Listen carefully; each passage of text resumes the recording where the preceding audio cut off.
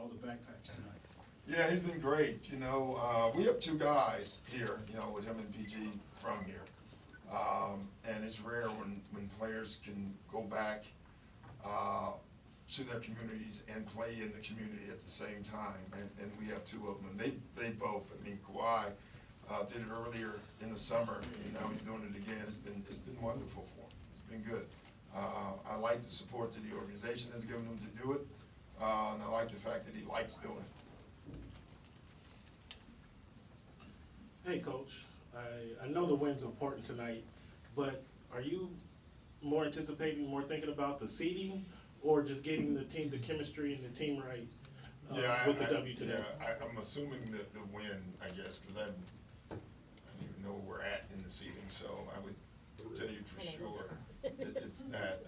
The seeding is important, don't get me wrong, but just winning games, if you do that, it takes care of itself, so I don't really focus on all the other stuff. We just have to keep getting better, number one, and win as many games as we can. Did you catch Jerome Robinson's game winner the other night? Yeah, that was great, yeah. What's it like to watch that? Obviously struggled to get going here, but Yeah. confidence builder, just momentum. Yeah, I'm hoping it was, I still believe in him. I said that when we moved him. I just do. He hasn't done it, but I just, there's something in there. I could be wrong, but I do believe that, so I was very happy for him. Doc, over here. Mike Malone's been on benches as the head guy and as an assistant for ever, seemingly. What's sort of his reputation among his peers as a coach, and kind of what do you think of the job that he's done? Doing a terrific job. When you face his teams, it's a team that's going to be held accountable. They're fundamentally sound. They run great stuff. They execute their stuff. And so, when you see his teams coming, that's coming. And you have to be ready to play that. What was his reputation as an assistant? I didn't know him much, and he was dead. I'm older. I'm from the older generation. Yeah. So I did know Mike much, until he was, I think he was in Golden State. I got to know him a little bit, but I don't know the league that well in that way. I don't venture out to the other, you know what I mean? So you would have to ask someone else that. On that note, Doc, Denver has a fair amount of continuity in recent seasons. Yeah. I was wondering, what about that quality, how significant do you see that being in the playoffs? It's huge. They've been through the playoffs. They've been in game sevens. They've been together. They run some of the same stuff. They tweak it a little bit. They know who each other, who they should go through. Even probably in training camp, Mike probably can walk in and yell 45 down, and they said, oh, and they knew it, and so that's a benefit for sure.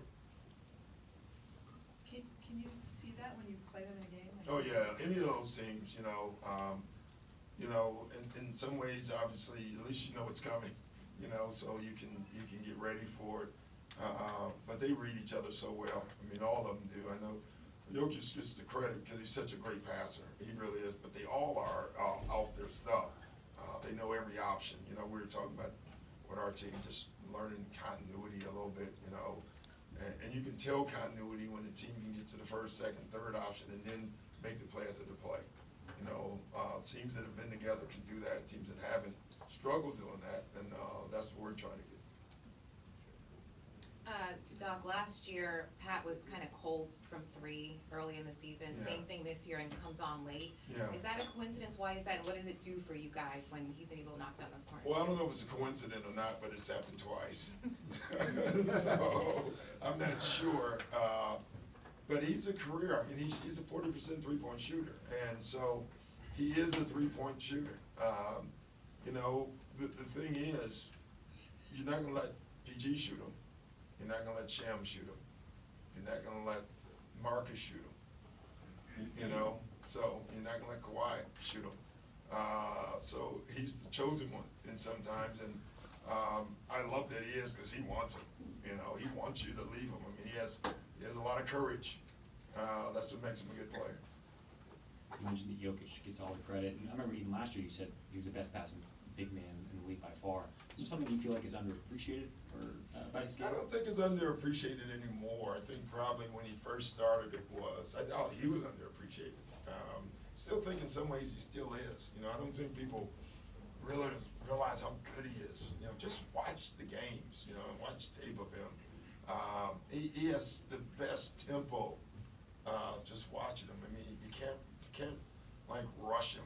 We try to speed him up. You're not gonna speed him up. You know, he's gonna do it at his speed and his pace, and you know he's gonna give you every head fake. I mean, he's just a very clever player. He really is, and he's doing it from the 5 spot. Obviously, the last couple of games have been real good defensively. Yeah. Today at shoot-around, Amir, I asked Amir, you know, what's up that, what's working? He said, Pat Bev is back. Yeah, it helps. You know, especially in shoot-arounds. You know, Pat's one of those accountability guys. He holds people accountable. You know, at shoot-arounds when guys are not focused, which most of them they're not. You know, he's the guy that, hey, let's go, let's, you know, and you know, you can tell also, I would say every coach, you probably asked Brendan, all of them, Mike, I think all of them right now are, in shoot-arounds, they pay attention a little more, you know, because they know now it's time, so, but Pat really helps in that regard. Doc, at the beginning of the week, you mentioned the coaches got together, watched the Sacramento film, and realized there were some mismatches that you could have capitalized on. Yeah. Now that you have your full complement back, I feel like we're seeing the guys pick it up themselves on the court. Is that an added benefit to having the Well, they better. veterans? I mean, honestly, they have to. If you're on the floor and there's a switch, I can't run out there and, hey, you know, so, you want them to always take advantage of it, but you also don't want the ball to get stuck trying to get to it.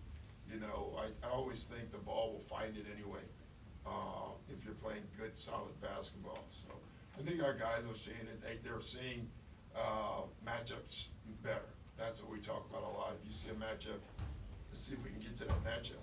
And I think they're starting to see that. Do you feel like it's better now, though, I guess, with the I full don't think it's complement better this after week? 2 games, you know, I just think it's gonna grow as the season goes, yeah.